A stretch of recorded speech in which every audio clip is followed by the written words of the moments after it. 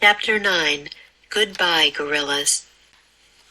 Jack couldn't stop smiling. He had scared off a leopard. Boo Boo and Ho Ho stared at Jack with awe. Annie looked at him with awe, too. "When did you learn to do that?" she asked. Before Jack could answer, he heard a rustling in the brush. Then Big Guy stepped out from the shrubs. The giant gorilla walked silently over to Annie. He took Little Guy from her and put the baby on his back. Then he touched Annie's cheek gently. Annie grinned at him. Boo Boo and Ho Ho ran to Big Guy and clung to his legs. The giant gorilla barked at the small ones, directing them to come with him. As he walked past Jack, Big Guy stopped. "Huh, huh, huh," he said in a low voice. He reached out toward Jack. Jack ducked, but the silverback patted him on the head. Then he and the small gorillas moved out of sight. Jack felt as if the top of his head were glowing. "Wow," he whispered. "Did you see what he just did?" "Yeah," said Annie. "He must have watched the show you put on. He was proud of you." "Well, he was proud of you too," Jack said modestly. Annie nodded, smiling. "I guess it's time to leave now," she said. "Leave?" said Jack. "We have to say goodbye now," said Annie. "Goodbye?" said Jack. He didn't want to say goodbye to the gorillas. He loved them. They were totally great. "Yeah," Annie said softly. "Come on." She led the way back through the shrubs, around the trees to the clearing. They found all the gorillas awake. Some were stretching and yawning. Others were munching on grass or leaves. The baby was back in his mother's arms. Boo Boo and Ho Ho were chattering away to their moms. "They're probably telling them what I did," Jack thought. He and Annie walked over to Big Guy and stood in front of him. The other gorillas gathered around. "We have to go now," Annie said to all of them. "We have to say goodbye," said Jack. "Thanks for letting us be a part of your family," said Annie. She and Jack held up their hands and waved. The gorillas looked sad. They murmured soft sounds. Big Guy lifted his hand in the air as if he were about to wave. But instead, the silverback raised his thumb, his index finger, and his little finger. "I love you," the giant gorilla signed. Jack couldn't believe his eyes. Annie signed back. "I love you," Jack signed too. The silverback stared at them for a long moment with a gentle, shy look. Then he turned away and gave a short bark to his family. All the gorillas lined up behind him. The baby's mother held her baby close. Ho Ho rode piggyback on his mom. Boo Boo held her mom's hand. The silverback started away from the clearing. The others followed.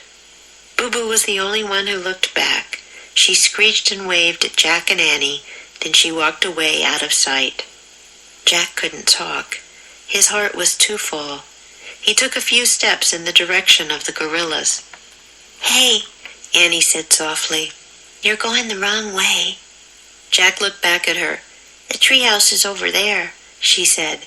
She pointed in the opposite direction at the treehouse peeking out from the fog. Jack sighed. Then he turned and started to follow her out of the clearing. "Oh, don't forget this," said Annie. She leaned over and picked up Jack's backpack from the grass. She handed it to him. "Thanks," he said. They kept walking.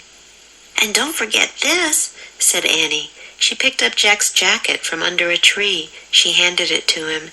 "Thanks," said Jack. He tied his jacket around his waist. They kept walking. "And don't forget these," said Annie. She pointed to the flashlight and umbrella. They lay on the grass under the wide, mossy limbs of a fat tree. Annie picked them up and carried them herself. It started to drizzle again just as she and Jack got to the rope ladder. They climbed up into the treehouse. When they got inside, they looked out the window.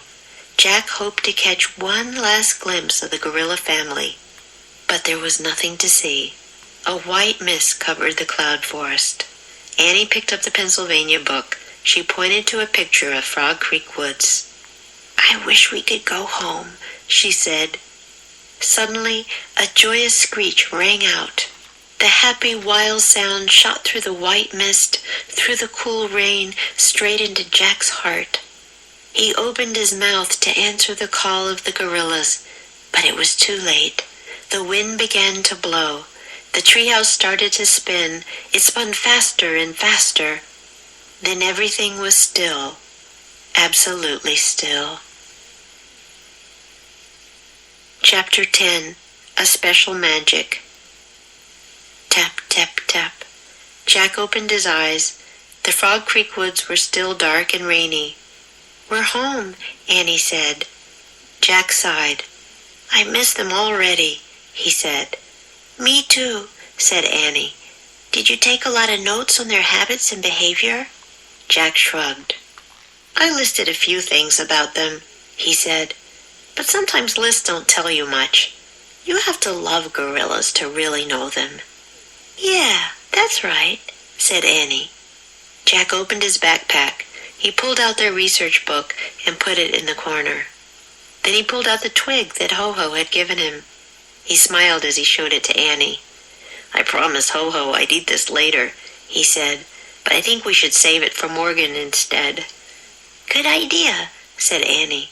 "It'll prove to her that we found a special magic." "Yeah, gorilla magic," said Jack. "The magic of all animals," said Annie. "Yeah," said Jack.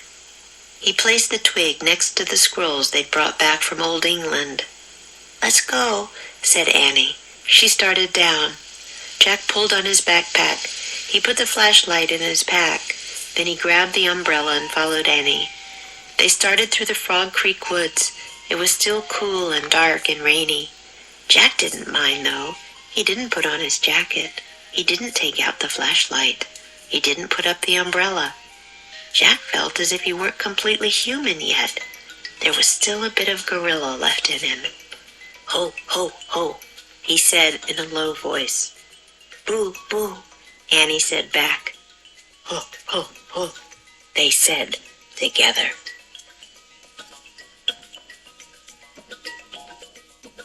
Magic Treehouse Book 26 Good Morning Gorillas Chapter 9 and 10. Chapter 9 Goodbye, Gorillas. Scare somebody off. He had scared off a leopard. As if. Jack felt as if the top of his head were glowing. Put on. He must have watched the show you put on. Be a part of. Thanks for letting us be a part of your family. Catch a glimpse of. Jack hoped to catch one last glimpse of the gorilla family. Lean over. She leaned over and picked up Jack's backpack from the grass. Just as. It started to drizzle again just as she and Jack got to the rope ladder. Chapter 10 A Special Magic. There is still a bit of gorilla left in him. Practice makes perfect.